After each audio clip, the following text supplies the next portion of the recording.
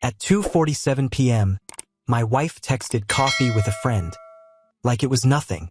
I answered with one line that turned her lie into a countdown. Tuesday afternoons are supposed to be harmless.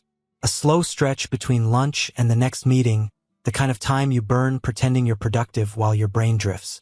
I'm in my home office with a spreadsheet open, quarterly projections, clean columns, fake control. Outside the window, the neighborhood looks normal. Trimmed lawns, delivery vans, a kid pedaling circles in a driveway. My phone buzzes. Megan Parker, grabbing coffee with a friend. Home by 5. It's casual. Like the kind of sentence people use when they want you to swallow it without chewing. For weeks, my marriage has been slipping sideways in small increments. Nothing you can point to in a single conversation, just the way a rug shifts under your feet until you realize you've been sliding the whole time. She's been careful enough that, if I confronted her with a feeling, she could turn it into an argument about my stress. So I don't send a feeling. I send a scalpel. I type one question and keep it clean. No accusation, no heat.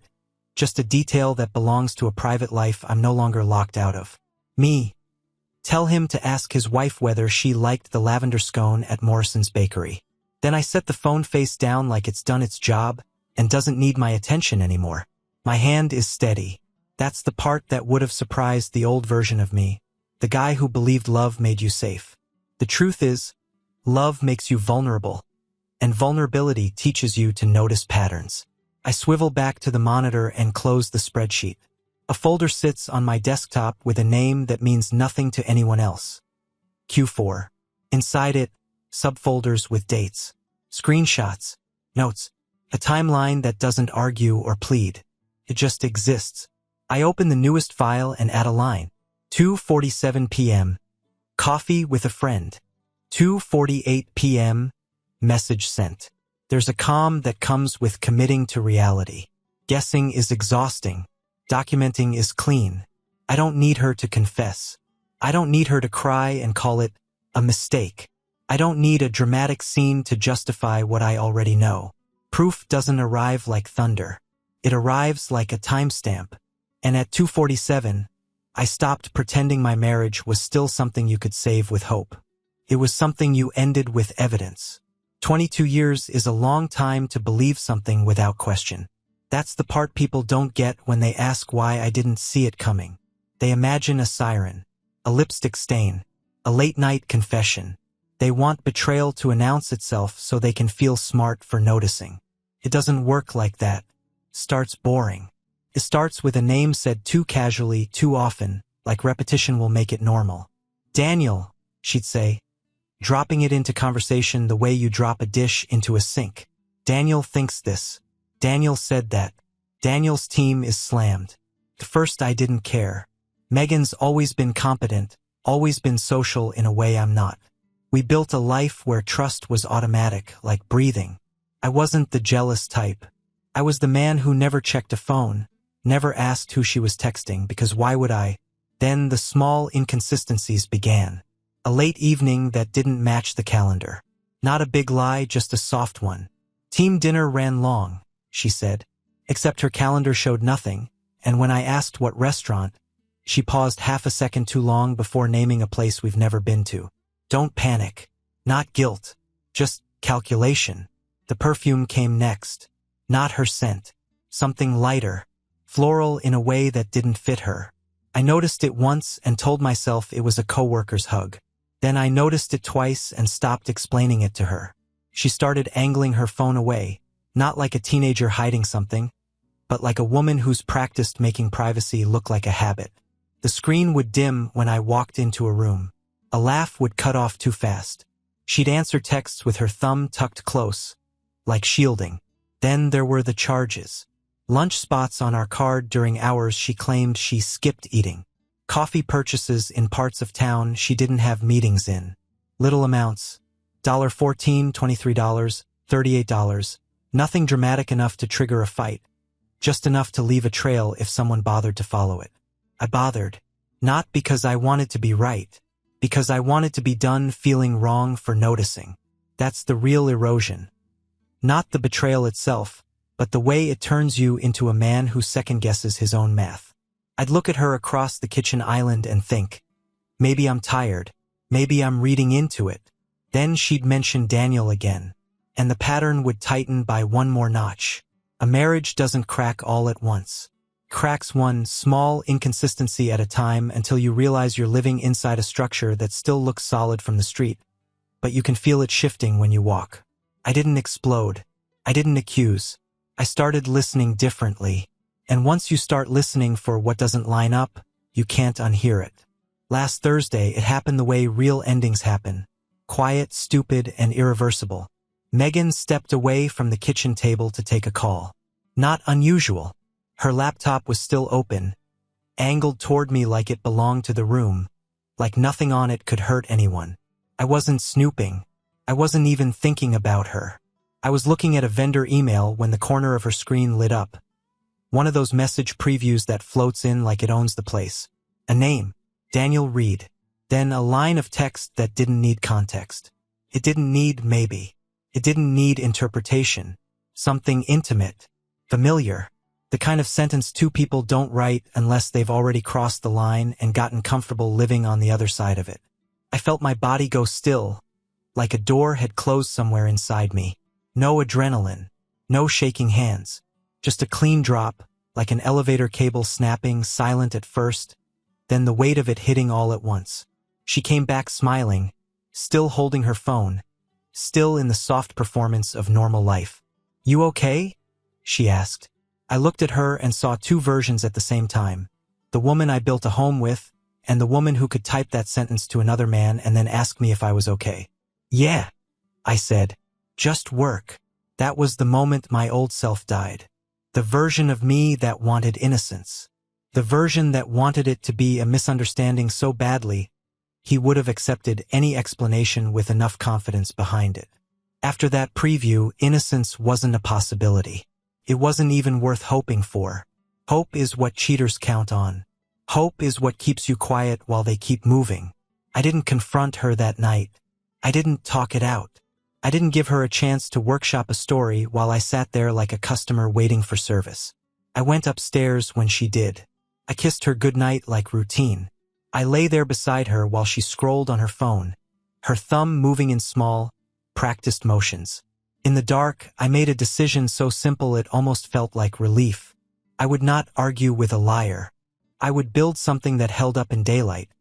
Something that survived lawyers, denial, and the way people love to pretend the truth is complicated. Because that's what betrayal does when it gets cornered. It doesn't confess. It reframes. So I stopped being a husband trying to understand.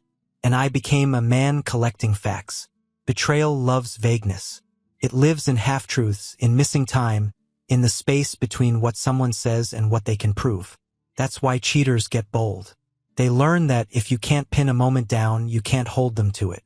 I took that away. Over the next 3 days, I used the skills I actually have, not dramatic ones, not movie stuff. Just patience, systems, and a willingness to look at ugly information without flinching. We had shared accounts, shared backups, shared family plans that made life convenient back when we were a team. Convenience works both ways. I started with cloud sync history, logins, devices, dates, anything that left a footprint. Then I cross-checked. Calendar entries against card statements. Work lunch days against restaurant charges. Late meeting nights against rideshare receipts and parking payments. When the story said one thing and the data said another, I didn't argue. I highlighted it. I took screenshots of everything, then screenshots of the screenshots because files disappear when people panic. I labeled them by date and time. I wrote short notes like a man building a case, not a man writing a diary. Monday 12:14, lunch charge. Riverfront Cafe Monday 12:18. Text thread spike Monday 2:03. Calendar shows, open, claims client meeting. Patterns started to appear the way constellations do once you know where to look. Not one big lie, many small ones stacked until they formed structure. I didn't do it to punish her. I did it to protect myself. Because the moment you confront a cheater without proof, you become the problem. You become controlling, paranoid, insecure. They don't defend their behavior, they attack your reaction. Evidence prevents that. Evidence doesn't raise its voice. It just sits there and waits. And the strange part? The more I saved, the calmer I got. It wasn't numbness. It was ordered. Chaos is what cheaters rely on, the blur of maybe, the fog of your overthinking, the constant negotiation of reality. I wasn't negotiating anymore. By the end of the third day, I had a timeline clean enough that no one could call it misunderstanding. A folder system that made the truth simple. The kind of simple that destroys excuses. I closed my laptop and stared at the neat stacks of digital proof like they were paperwork for a life I was about to cancel. Then my phone buzzed again. Another coffee. Another casual lie. And this time I wasn't building the dossier anymore. I was choosing where to use it. Yesterday morning, I did something I'd never imagined doing in my own life. I followed my wife. Not like a cartoon villain. Not speeding through traffic or ducking behind trees. Just a man who needed one clean confirmation before he detonated his own home. She left with the same relaxed posture she'd had for weeks. Keys in hand, hair right, that lightness people get when they think they're getting away with something. I waited long enough to make it natural, then drove behind her at a distance that didn't scream desperation. She didn't go anywhere near the places she named when she was lying to me. She went straight to a coffee shop on the edge of downtown, glass front, warm lighting, the kind of place that sells artisanal like it's a moral quality. I parked across the street with a clear angle through the windows. 2 minutes later, he walked in. Daniel Reed. I'd only seen him in company photos. Smiling in a suit, cropped at the shoulders, safe-looking. In person he was taller than I expected, carrying himself like a man who believed he could take whatever he wanted and still be considered respectable. Megan's face changed when she saw him. That's the thing that hits hardest. Not that she met him, but that she lit up. She stood. They hugged like it was practiced. Not awkward. Not cautious. Easy. Her hand stayed on his shoulder half a beat too long. They sat close, too close for colleagues. Their knees angled inward. Their bodies turned like the rest of the room didn't exist. She laughed, and it wasn't the polite laugh she gives strangers. It was loose, familiar. His fingers found her hand on the table and covered it like he'd done it 100 times. I watched the touch, and something in me settled into stone. No more fog. No more maybe. He leaned in. She didn't pull away. Then he stood first because men like that always decide when things begin and end.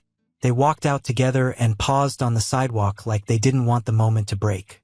He kissed her cheek. Not a friendly peck. A claim. She smiled up at him like she'd forgotten she had a husband. He walked to a silver sedan and opened the driver's door. When he turned, I saw the back seat. A child's car seat. That detail did something different. It widened the betrayal. Made it messier. Added collateral damage I didn't agree to. I pulled my notebook from the console and wrote down his plate number with the same calm I used on spreadsheets. Later, I made one call to a contact who owed me a favor. Nothing illegal, nothing dramatic. Just information that people think is hidden because they've never needed to find it.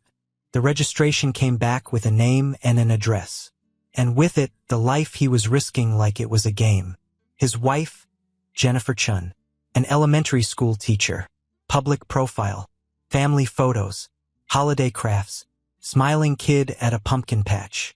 A man in the background, Daniel, pretending to be the same kind of husband I used to think I was. Small, ordinary happiness. The kind you don't armor because you don't believe you need to. I stared at her pictures longer than I expected to. Not because I wanted her. Because I recognized the expression in her eyes. Certainty. And I realized mine had been stolen the same way. Quietly, casually, with coffee cups on a weekday morning. This morning I went to Morrison's Bakery because Jennifer Chun posted about it the way people post about safe places. Like routine can't be invaded. The smell hit me before I even got inside. Butter, sugar, coffee. Normal life. She was exactly where I expected. Small table near the window, alone, stacks of papers spread out. Red pen moving with patient precision. Hair pulled back. Tired eyes. A woman who looked like she still believed her house was her house. I didn't hover. I didn't circle like a predator. I walked up and stopped at a respectful distance. Jennifer Chan? I asked. She looked up fast, teacher reflex. Polite caution.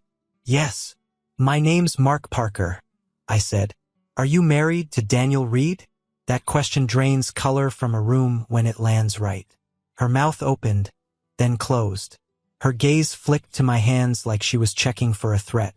I kept them visible, empty. Why? She said. Because I'm married to Megan, I said. And I believe Daniel and Megan are having an affair. Silence. Not dramatic. Heavy. She stared at me like she wanted to deny it and couldn't find the energy. Sit, she said finally, voice flat. If you're going to say it with facts. So I did. I slid my phone across the table and showed her the photo I took from across the street. Their posture, the closeness, his hand over hers. I showed her dates, times, charges that matched work lunches. A message preview I couldn't unsee. She didn't cry. Not at first. She just read. She kept reading like her brain was trying to make the information less real by processing it perfectly. When she spoke, it was quiet. He told me he had to stay late last night, she said. He said during the budget meeting. I nodded once. Megan said coffee. Jennifer's hand shook once. She folded it into her other hand like she could compress it back into control. How long? She asked. Long enough to build folders, I said. I'm not here to recruit you into revenge. I'm here because the truth is bigger than my marriage. She held my gaze. Measure me. Then she reached into her bag and pulled out her phone. Opened her calendar. Her bank app. She slid it toward me without a word. Two strangers, comparing notes. By the time 90 minutes passed, we weren't friends. We weren't allies in some dramatic way. We were simply aligned. Truth. Consequences. The end of being lied to. And when I left, Jennifer didn't thank me. She didn't need to. Her eyes said it for her. Now it's real. Now it's finished. Megan read my text at a stoplight. She didn't reply right away. That's what told her it wasn't a normal message. Normal messages get an automatic thumbs up. A quick, LOL. A lie wrapped in comfort. This one made her freeze. Lavender scone at Morrison's Bakery. She reread it twice like the words might change if she stared hard enough. Then she did what cheaters always do when the ground shifts. She reached for the other liar. Daniel answered on the second ring. Megan turned her phone so he could see the screen. His face changed in a way men can't fake. It wasn't confusing. It wasn't anger. It was recognition. The kind that says, he's in my life now. He's in places I didn't give him a key to. Is that? Megan whispered. Daniel swallowed. His eyes flicked left and right like the room might offer an exit. How would he know about Morrison's? He said, but it came out thin. Already defensive. Already bargaining. Megan's throat worked like she was trying to force down panic. He's bluffing, she said. But it sounded like she was trying to convince herself. Daniel stared at the screen again. That's not a bluff, he said. That's a message from someone who already knows. Because bluffs come with emotion, with noise, with threats and caps lock. My line had none of that. It was calm, specific, surgical.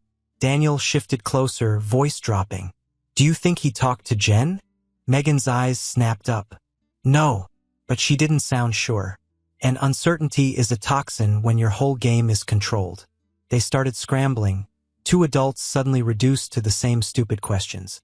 What does he have? Who did he tell? What do we say? What do we deny? Megan began firing texts at me anyway. Testing the fence, trying to find a gap. Megan. What is that supposed to mean? Megan. Are you okay? Megan. Call me. Then the call. Then another. Then the kind of concern that's really just fear wearing a polite mask. She left the coffee shop early. Drove too fast. Hands white on the steering wheel. In her mind, the plan was simple.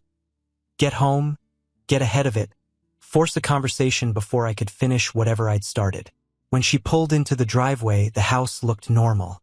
Lights off, curtains drawn, no broken glass, no police, no dramatic scene.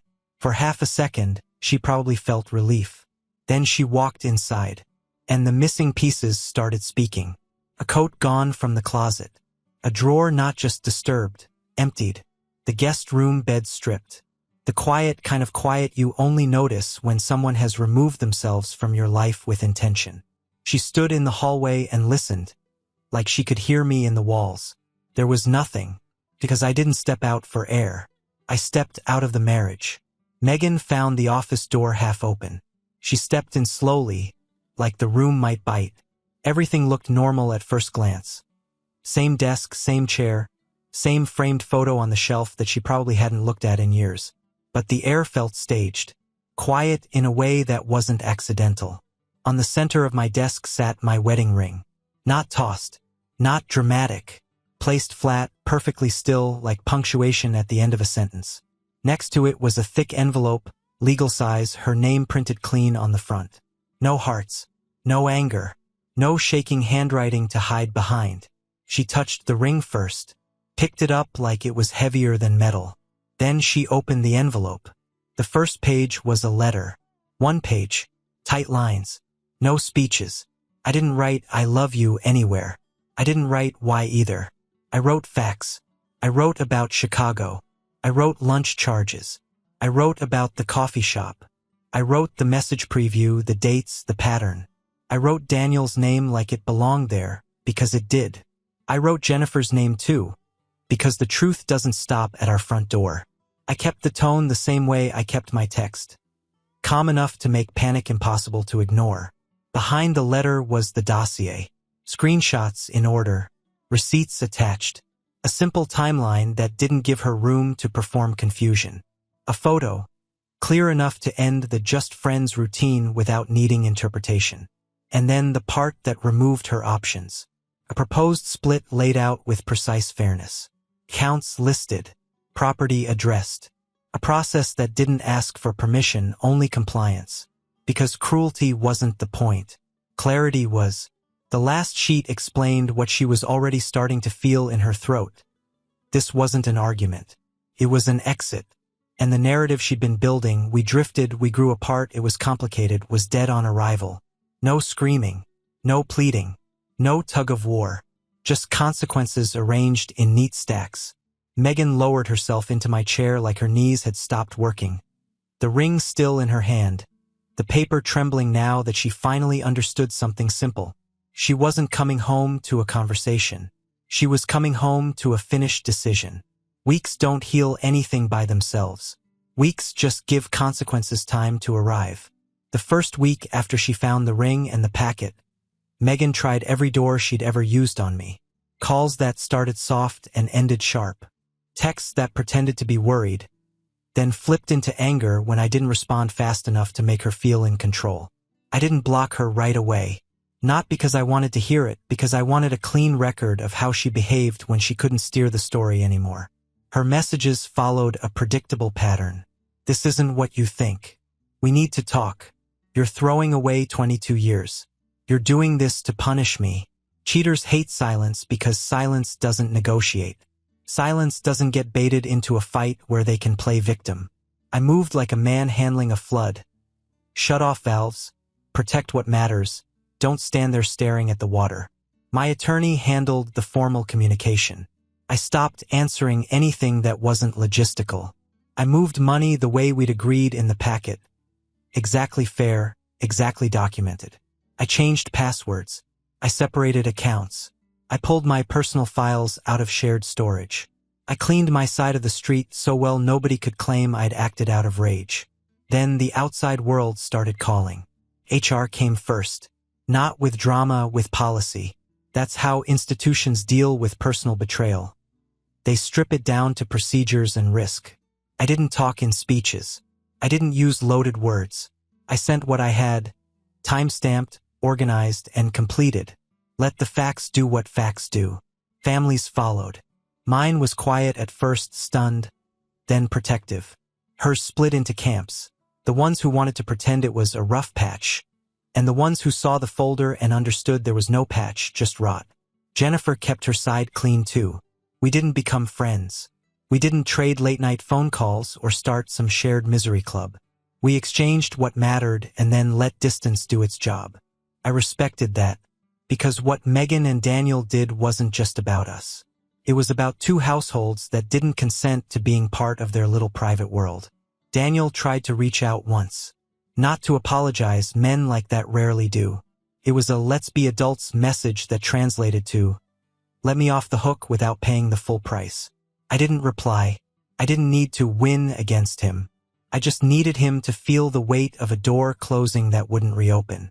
By the fourth week, the affair couldn't survive daylight. That's another thing people don't understand. Most of these relationships aren't built for real life. They're built for stolen time, for the thrill of secrecy, for the cheap feeling of being chosen without earning it. Take away the secrecy and you take away the fuel. Daniel's life fractured the way it was always going to fracture, slowly, then all at once. Jennifer didn't have to scream. She just had to stop carrying his image for him. The consequences did the rest. Megan's world shrank too. Not in a dramatic movie way. In the small, humiliating ways that matter more. A new apartment with thin walls and unfamiliar sounds. Fewer family invites. Friends who didn't know what to say because the truth had receipts. The absence of a shared home that used to make her feel safe while she was breaking it. The divorce itself became clinical. Forms, signatures, deadlines, inventory. People think divorce is a war.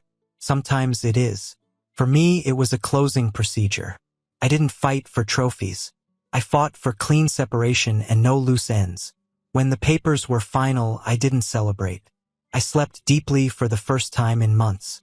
I relocated after that, not as a dramatic reinvention, not with some new identity. Just distance. A smaller place, closer to work, less haunted by the outline of what used to be normal. I built a new routine the way you rebuild after a fire. Practical first, then personal. Gym in the mornings. Work handled. Evenings are quiet. No dating apps. No revenge fantasies. Just a steady return to myself. And still, every so often, Megan would test the line. A new number. A new email. A message that tried to sound reflective. I miss you. I've been thinking. Can we please talk like adults? Hope, again. Not mine. Hers. Hope that time would soften the truth into something she could reshape. One night, after another message found its way through, I sat at my kitchen table and stared at my phone for a full minute before I typed. Not because I was emotional, because final words deserve precision. I wrote one last message, the same way I'd written the first one. Calm, exact, and beyond negotiation. Me, I don't hate you. I'm rebuilding, and I'm doing it without you in my life. Do not contact me again. I hit send and set the phone down. No speeches. No cruelty. Just a boundary so clean it felt like silence with a lock on it. Walking away is one thing. Staying gone is the real work. And for the first time since 247, I felt the work getting lighter. Subscribe and stay one step ahead of cheaters. And trust me, the next story makes this one look like a fairy tale.